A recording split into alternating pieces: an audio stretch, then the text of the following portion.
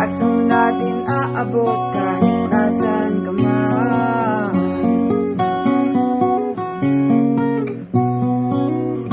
Sa gitna ng palubok na panahon, kahatid sila kaakibat ay diskusyon. Sama-sama tayo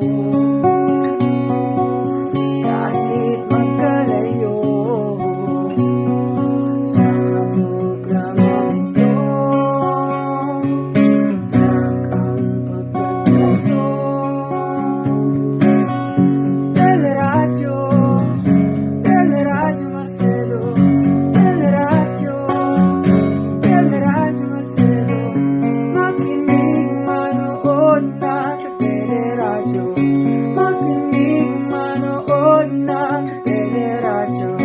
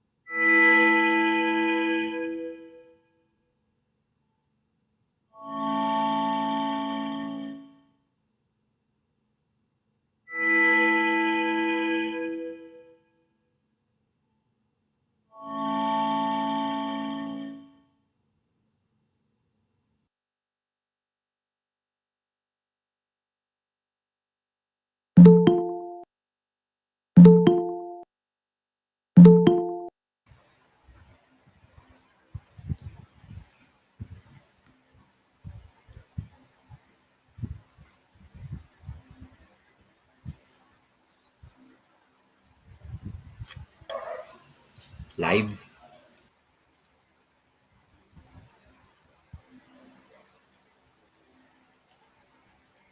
Sir Maki, start na ako. We are on air. Live from Teleradyo Marcelo, ang telearalan ng bawat Malolenyo. Good day! Welcome to Sitting Zone. I'm Brihida Kema, your teacher today in the Contemporary Philippine Arts from the regions.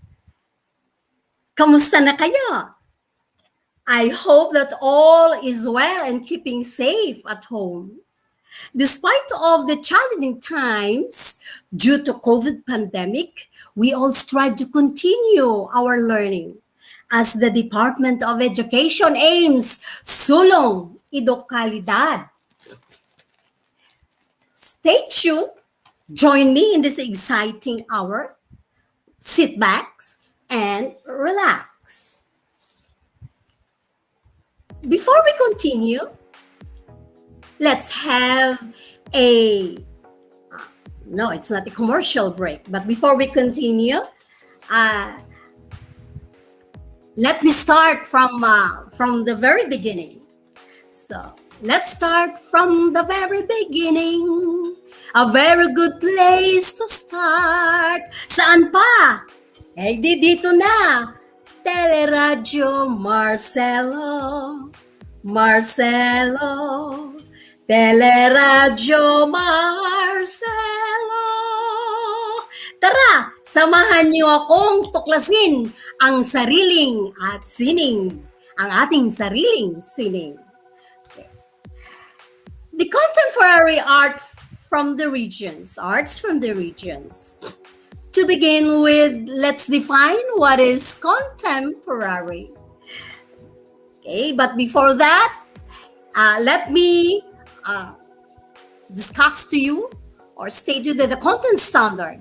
The learner demonstrate appreciation of contemporary art forms found in the various regions by understanding the principles and elements of arts. And our objectives, at the end of the discussion, the learners are expected to identify various contemporary art forms and their practices from the regions. And you're going to define art, artworks, or contemporary arts. and describe various contemporary art forms and their practices from the region, and discuss various art forms found in the Philippines. So the contemporary arts from the region for our review. Okay, this is time for the review. I know everybody know this because you've learned this from your junior high school. So let's have number one question. What form of art and musical in which singers and musicians perform dramatic work combining text and musical score, usually in elaborate theatrical setting? So you have to choose A, opera, B, La Loba Negra, C, Dulaang Zorilla, D, La Trails.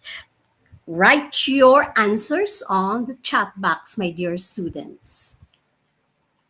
Okay, may sagot na ba tayo? Aba, ayan na. Okay, so Judarl Pantanilla. Okay, your answer is A. Alan Oy is A. Ira Constantino, A. All right, the correct answer is A. Opera. Okay, number two. Yes, opera is the answer. The Metropolitan Theater was built by the former First Lady Imelda R. Marcos. What place in Metro Manila area does Metropolitan Theater located? Letter A, Makati. B, Manila. C, Mandaluyong. D, Muntinlupa. All right, your answers in the chat box. Let me see.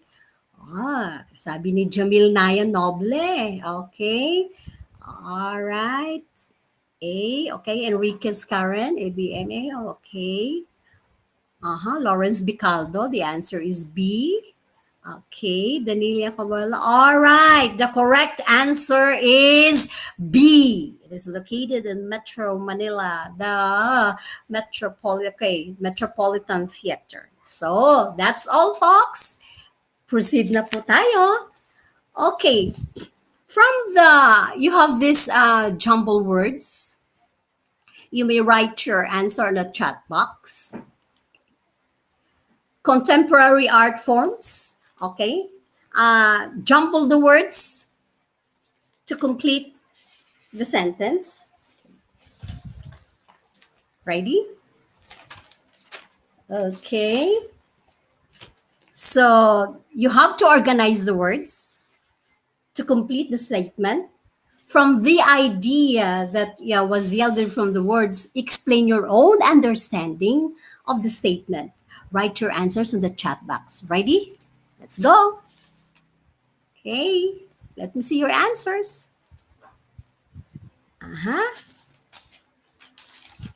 Okay, naghahantay. So sabi ni Jenilyn Macaspa, contemporary arts forms and practices from the regions. Okay. Some more. Contemporary art forms and practice of... Okay, tama po. Contemporary art forms and practices from the regions. That's the correct answer. So sa palagay po ninyo, ano po ba ang ating tatalakayin o ating topic for today based from this statement? Ano po ba sa palagay niyo? Anybody? Okay, you may write your answers from the chat box. Contemporary. Okay, so art forms and the practices from the regions. Okay, that's it. Correct. Thank you so much. Very good. Okay, great job, Del Polarians. Now, to continue, let's define what is the contemporary arts from the region. So what is contemporary art? It is defined, okay, as an art that has been and continuously being created our lifetime. The contemporary art is the art of today and produced in the second half of the 20th century or in the 21st century. And contemporary art forms refer to fields of art such as painting, drawing, dancing, sculpture, etc. Marami pa pong iba. Okay? So these are the art form, fields of arts: painting, drawing, dancing, music, sculpture, architecture, etc. Okay? Next, we have the next one, we're going to have the different contemporary art forms. We have the different contemporary examples of contemporary Philippine art forms. Okay. So contemporary art forms of the region, it refers to art forms that are developing in various regions of the Philippines. Okay. So these are examples of art forms, various art forms in the Philippines. So here, the first picture on your screen. So we have the native, okay, from Batanes, or they call themselves the Ivatans, okay, wearing a headgear called vakul. Yung nasa ulo niya po yan, tawag niyan vakul. Okay? Made from fiber of voyavoy palm. To protect them, ano po bang purpose nito? To protect them from the heat of the sun. Yun po ang purpose ng kanilang ginagamit itong sa ulo. While working on their farmlands. So ito pong ginagamit nila para hindi sila masyado mainitan. Then, also it is a substitute for umbrella. Yan. So substitute din ito sa umbrella, yung vakul na tinatawag nila from Batanes. Okay? And we have the next one, the statues or the vases. Okay? Crafted in Cordillera region. Crafted in Cordillera region, particularly in Baguio and Benguet area. So, ano naman po ito? The statues used by indigenous, okay, people, they use this in rituals intended for the Thanksgiving, okay, for the rich harvest. So, masaya sila dahil maganda, masagana ang ani. Kaya, they have this ritual, celebration or Thanksgiving. That's it. Then, it is used also for ceremonial, okay, like marriage and funeral. Okay, so that's it. And the next one is the, maybe, this is a Moriones Festival. Moriones Festival in the province of Marinduque. So use Morion mask to portray the Roman soldiers and the Syrian missionaries in the story of Passion of Christ. So siguro aware naman kayo o alam niyo po sa mga yung passion natin during Holy Week. Okay? So painted with colorful design.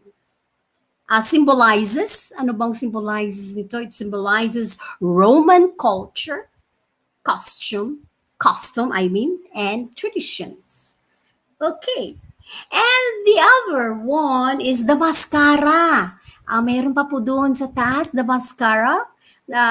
Mascara, okay, is in the Visayan region. Okay. Ornamented with smiling faces. Okay. Giving pride to Mascara Festival is very famous in Bacolod City, Western Visayas Region 6, Bacolod City.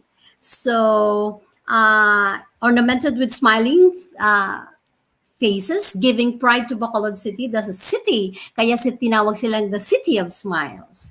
Then we have also in Panay Islands, in the Visayan region, the ornamented, also known having tattoos or the pinta or the pintados. Yan po, art forms din yan sa Visayan region. No? Then Panay Island, particularly in Iloilo City.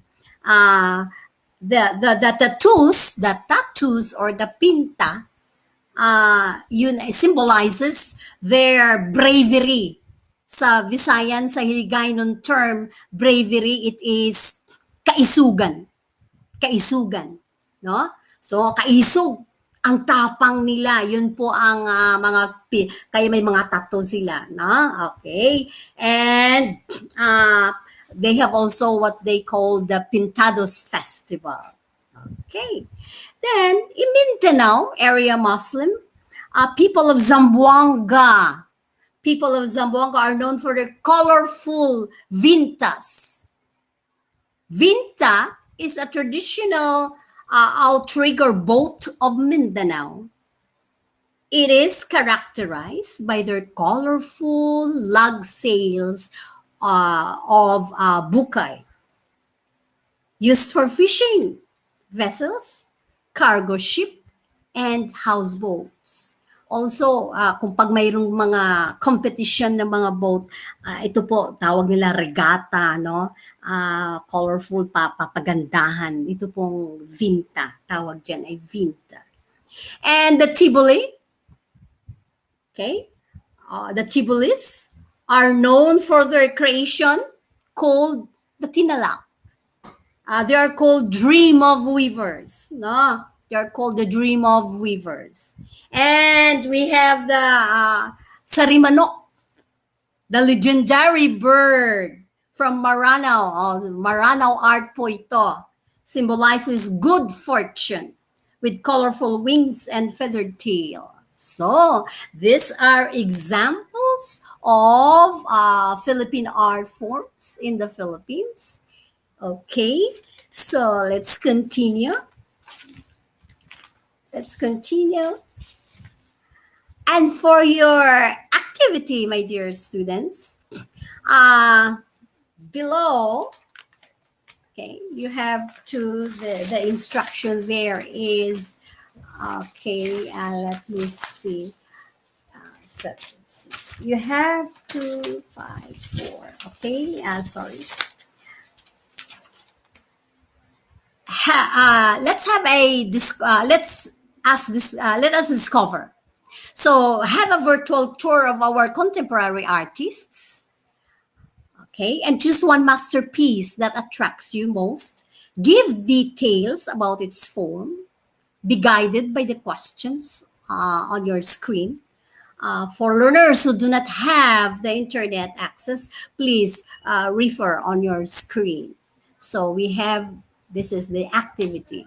You may write your answers on the chat box. So titled Contemporary Artwork, the artist, the region, what the artwork all about, what does the artist want to convey on his audience, what evidence is present in the artwork, okay, for you to consider it is a contemporary Philippine art. Okay, so write your answers on the chat box. Your time starts now.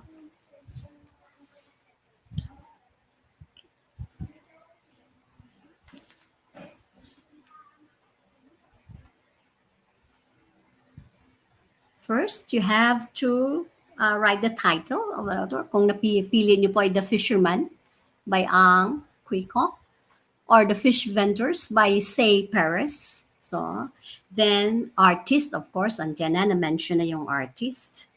Okay, so you have to answer the first question. What's the artwork all about? What does the artist want to convey to his audience? Then what evidence is present in the artwork for you to consider it is a contemporary. It is a contemporary Philippine art. Okay, sino pong sasagot? Let me see. Ayun na ba? Chat na. Sabihin na yung mga sagot natin. L'amor, Fedelta, Crudelta is about love, loyalty, and cruelty of humans to animals, such as dogs. Wow! Yes, tama, very good. I love your idea about it. Cruelty. Okay. L'amore from the word love. Okay. Uh-huh. Another. Another answer. So that's the answer of Mary Joy Cartalia. So the same with Cruz, Eunice. Okay. How about the others? Some more answers, please. Come on. Feel free. Feel free. Aside from the l'amore, the delta, Crodelta. Okay, artist by Dandy Robosa. Yes. Okay, region from the Ilocos region, sabi niya, no? Wow. Thank you, Cruz Eunice. Some more answers, please. Oh, mga estudyante ko dyan, nasaan na kayo? STEM. STEM F, J, H, I, sana po kayo? And other track na mayroong contemporary Philippine arts from the regions. Oh, ito, sabi ni Raynon, Jonicia. Fish vendors, by Say Paris of Pampanga, Philippines. Wow. He wanted to convey to us that the Philippines is a wealthy country, okay, with natural resources, and that the government seems to be paying insufficient attention to the agricultural sector.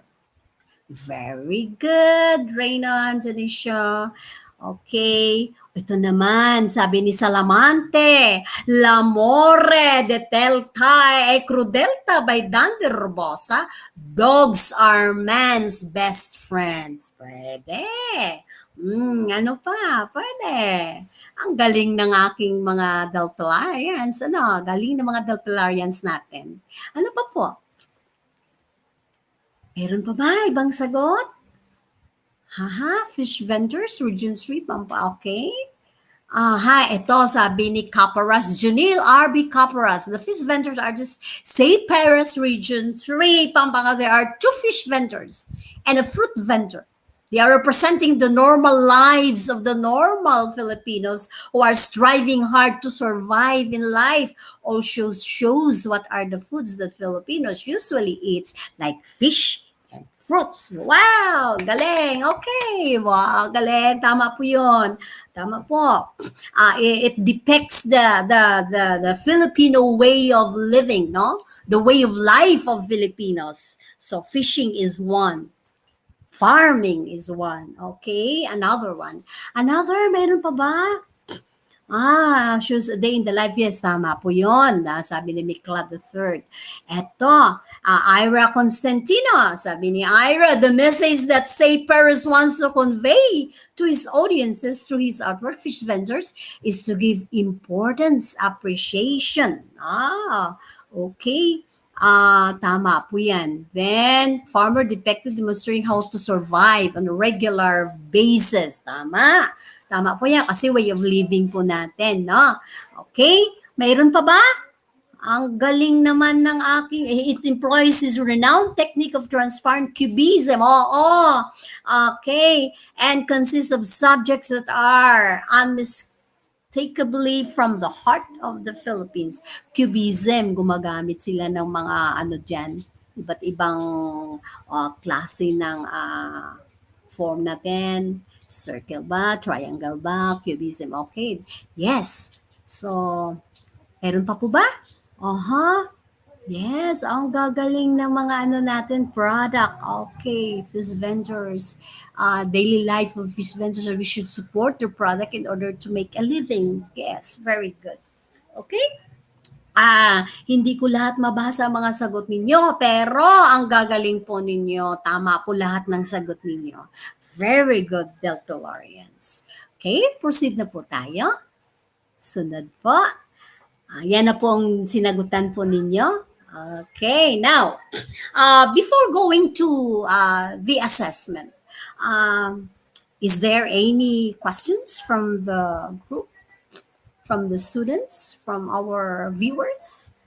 May dagdag pa po ba kayo sa ating na-discuss today? Pwede naman kayo mag-chat. Okay. Aha. Wala?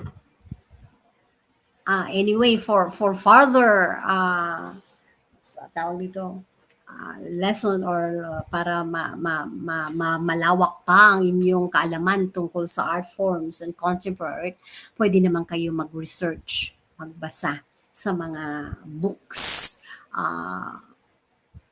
online, online websites, Okay? So, wala? Mayroon? Okay. So, kung wala, tuloy po tayo sa assessment. So, ito pong assessment natin. Read and analyze its sentence, box the letter, or just write your answer on the chat box. Okay. Number 1, anybody can write or chat your answer. Anybody from the viewers. It is the ability to interpret or understand man-made arts and enjoy them either through actual and work experience with tools and materials or possession of these works from satisfaction. Letter A, art appreciation. B, subject of art. C, perspective. Letter D, rhythm. Ano pong sagot natin?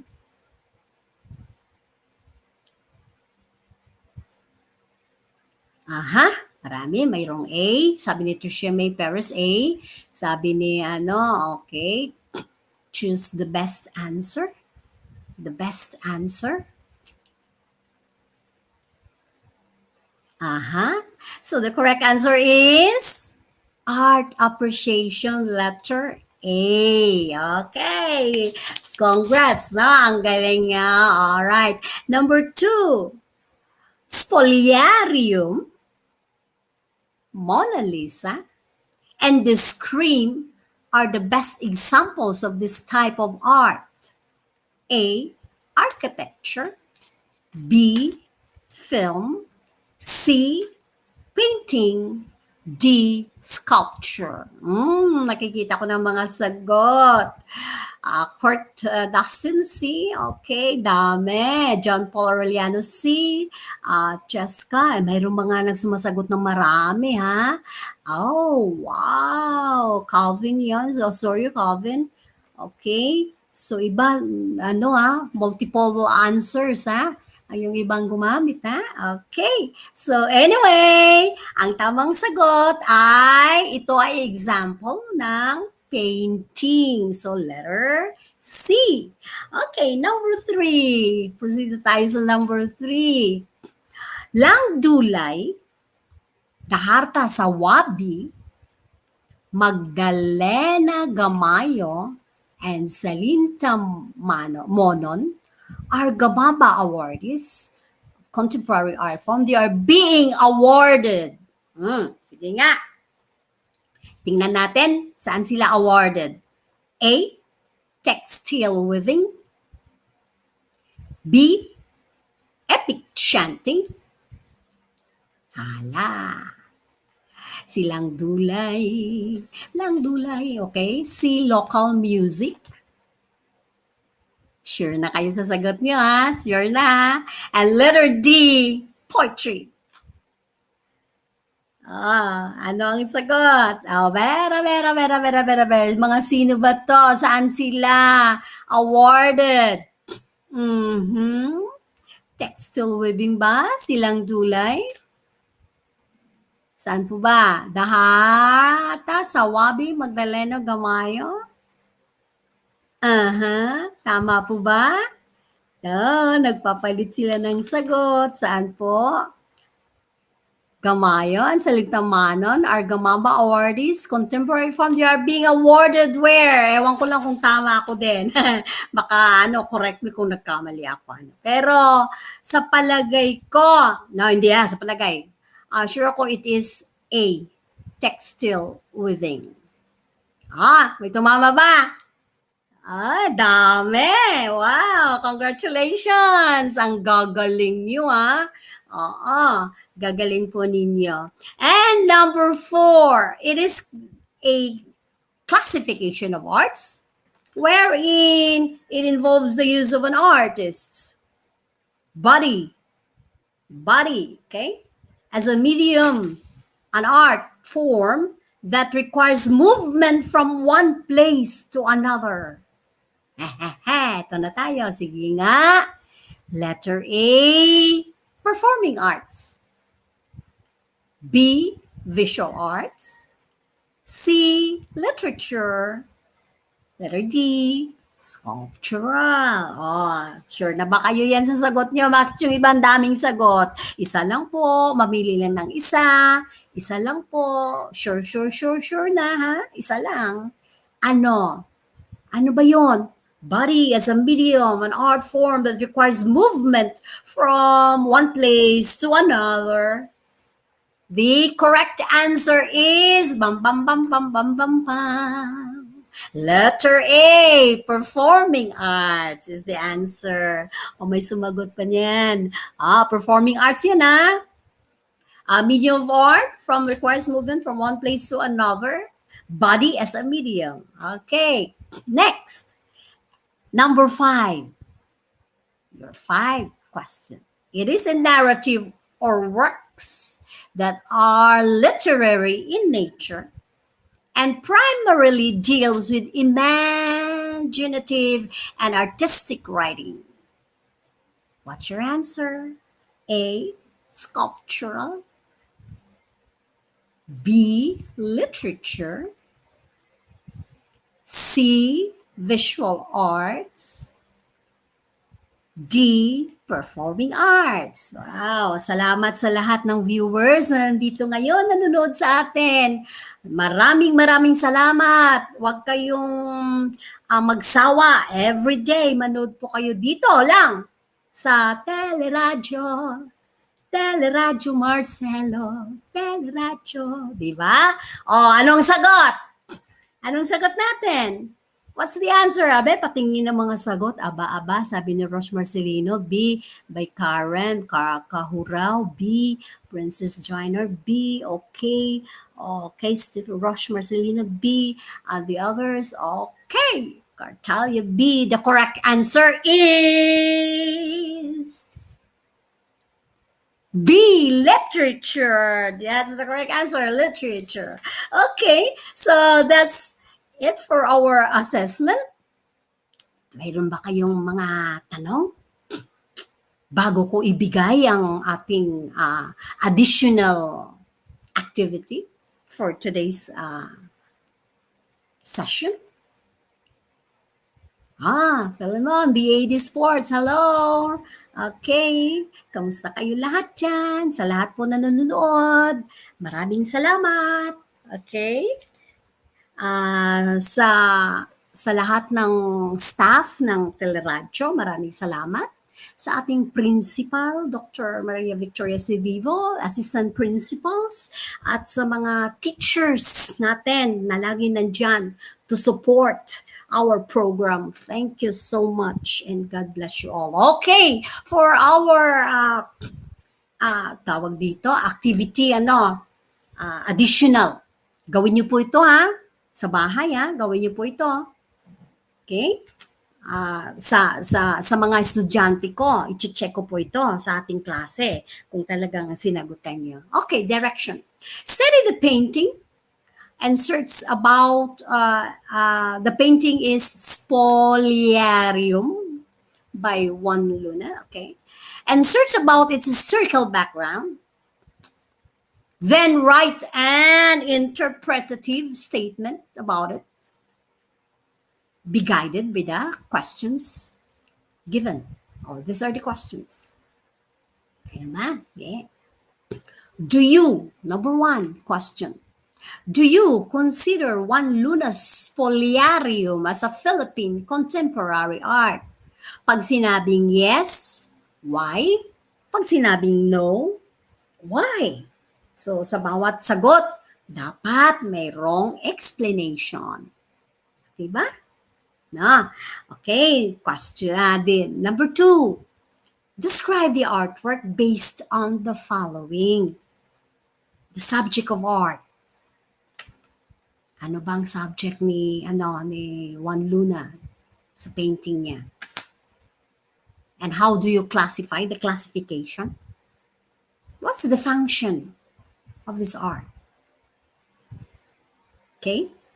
And appreciation. So describe the artwork based on the following: the subject of art, classification, the function, and appreciation. Okay? Na-appreciate niyo ba si Juan Luna, ang kanyang mga works? Okay, so dagdag tulong sa inyo kung saan niyo pwede makita ang mga lesson o mga topics natin. Ito po sa natin. Okay, so these are the resources. So we have the photos, the books, so dito ko siya kinuha, and the websites. Okay, may tanong ba? Mayroon ba mga bata? Mayroon pa po ba? Wala na po ba? So, bago ako umiksit, na, let me say this. We Filipinos are natural-born artists. And our artistry will always thrive no matter what. Our skills towards transforming available resources into art is a reflection of our flexibility and aesthetic sense. So may you continue to bring out the best in you and inspire others through your work. Once again, I am Miss Brida Kema, your CPAR teacher, signing off. Thank you so much. Okay, maraming salamat sa lahat. See you next live airing of the CPAR. No? So that will be next week, every Tuesday.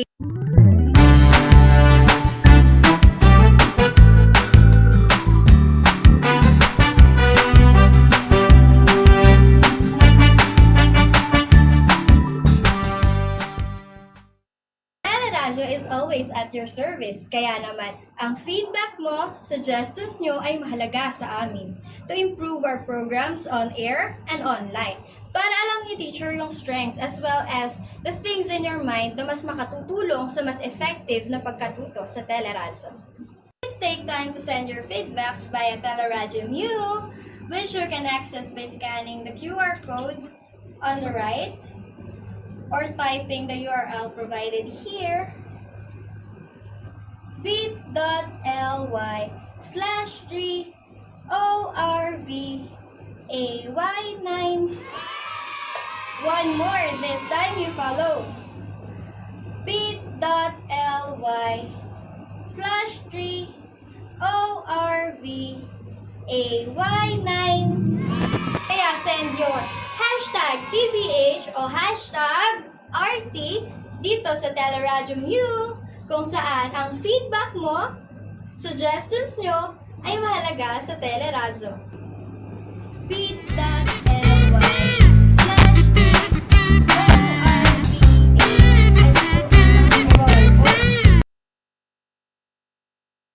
Makinig, manood na sa teleradyo. Makinig, manood na sa teleradyo. Teleradyo, Teleradyo Marcelo. Sa gitna ng mapanubok na panahon, magkahatid sa kakibat ay diskusyon. Sama-sama tayo, kahit magkalayo. Sa programang ito, tiyak ang pagkatuto. Teleradyo, Teleradyo Marcelo. Teleradyo, Teleradyo Marcelo. Teleradyo, Teleradyo Marcelo.